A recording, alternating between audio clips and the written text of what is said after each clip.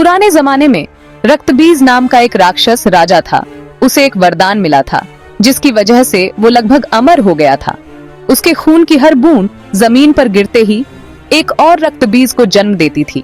सेनाएं उसके सामने कांपती थीं। देवता भी उसका गुस्सा देखकर डरते थे। वो स्वर्ग पर भी राज करना चाहता था। उसे पूरी सत्ता की भूख थी। उसका राज सभी प्राणियों के लिए विनाश का कारण बन गया था। देवता रक्तबीज के आतंक से मुक्ति पाने के लिए भगवान ब्रह्मा के पास गए। भगवान ब्रह्मा रक्तबीज के राज्य और देवताओं की हालत देखकर बहुत परेशान हुए और उन्होंने फैसला किया कि उन्हें मदद लेनी चाहिए। वो जानते थे कि ये कोई मामूली राक्षस नहीं है। उसे हराने के लिए किसी असाधारण शक्ति की जरूरत होगी। उन्होंने इस समस्या का हल ढूंढने के लिए त्रिदेव, शिव, विष्णु और स्वयं की ओर रुख किया।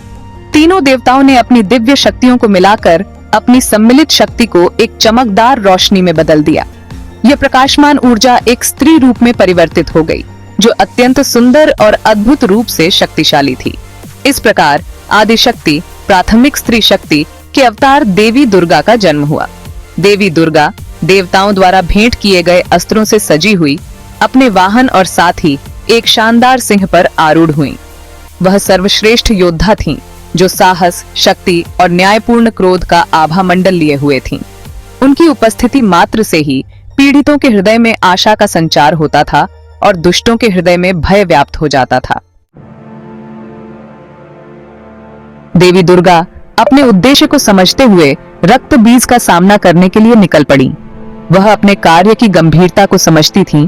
ब्रह्मांड का भार उनके कंधों पर था, फिर भी उनका संकल्प कभी डगमगाया नहीं।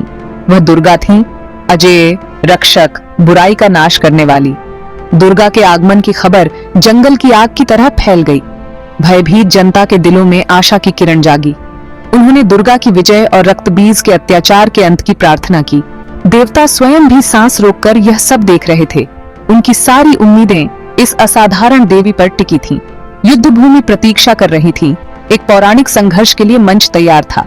अच्छाई और बुराई की ताकतें अब टकराने वाली थीं और ब्रह्मांड का भाग्य एकदम नाजुक स्थिति में लटका हुआ था। प्रत्याशा के साथ हवा में एक अजीब सी हलचल थी।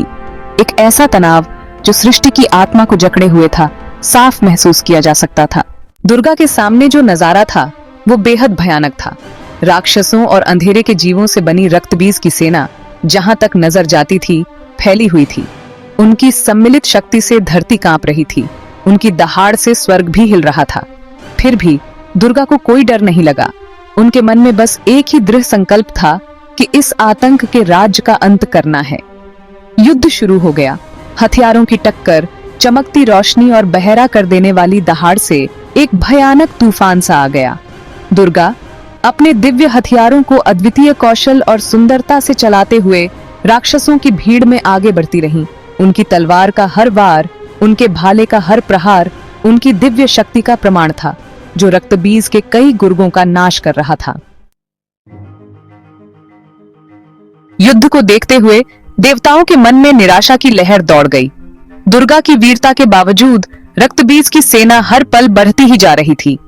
युद्ध का मैदान राक्षसों के शवों से पटा पड़ा था, फिर भी उनकी संख्या में कोई कमी नहीं दिख रही थी। स्थिति निराशाजनक लग रही थी। हालांकि दुर्गा ने हार नहीं मानी।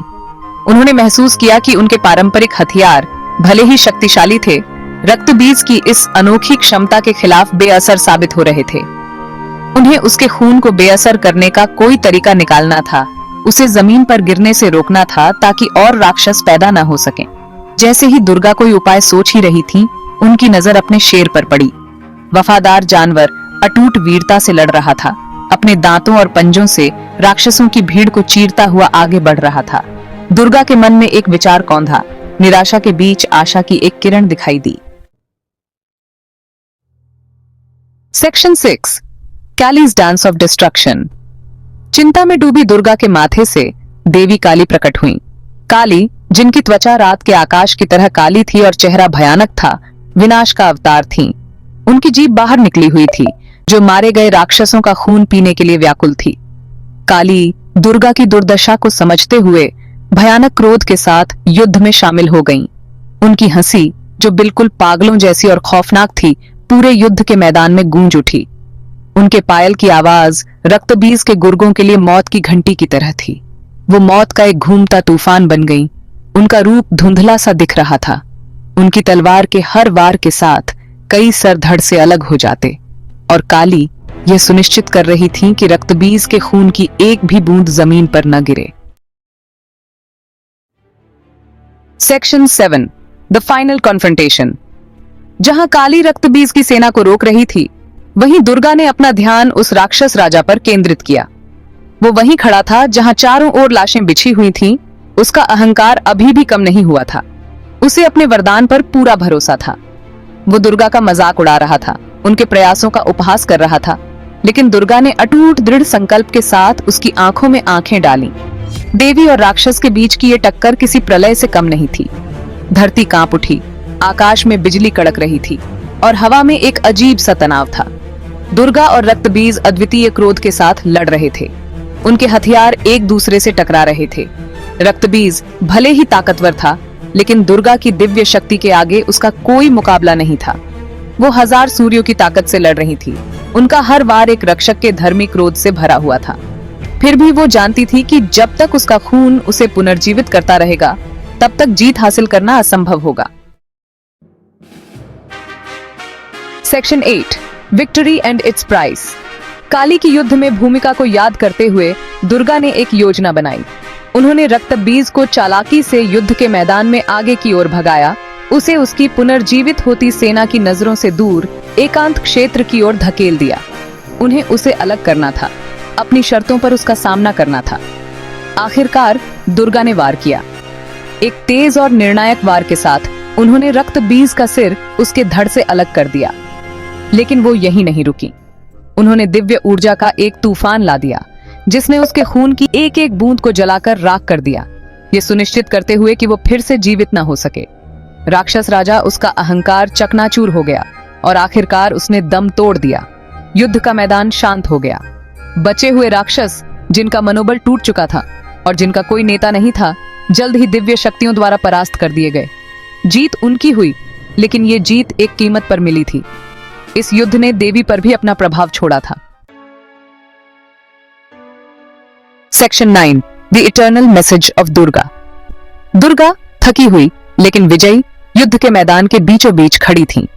रक्तबीज का खतरा अब हमेशा के लिए खत्म हो चुका था। उसके आतंक के राज का अंत हो गया था। ब्रह्मांड ने राहत की सांस ली। संतुलन बहाल हो गया, देवी के साहस और पराक्रम के कारण। दुर्गा की रक्तबीज पर विजय की कहानी सिर्फ अच्छाई और बुराई की कहानी नहीं है। यह आशा, साहस और नारी शक्ति के महत्व का एक कालाजयी संदेश है। दुर्गा उस शक्ति का प्रतीक है जो हम सभी के भीतर निहित है। प्रतिकूल परिस्थितियों पर विजय प्राप्त करने, जो सही है उसके लिए लड़ने और विजयी होने की शक्ति। उनकी कहानी हमें याद दिलाती है कि मुश्किल से मुश्किल घड़ी में भी हमें कभी उम्मीद नहीं छोड़नी चाहिए। हमें अपनी आंतरिक शक्ति, अपनी आंतरिक दुर्गा का उपयोग करना चाहिए और चुनौतियों का डटकर सामना करना चाहिए, क्योंकि हम में से हर एक में महानता की क्षमता है, किसी भी बाधा को पार करने और पहले से कहीं अधिक मजबूत, समझदार और दृढ़ बनकर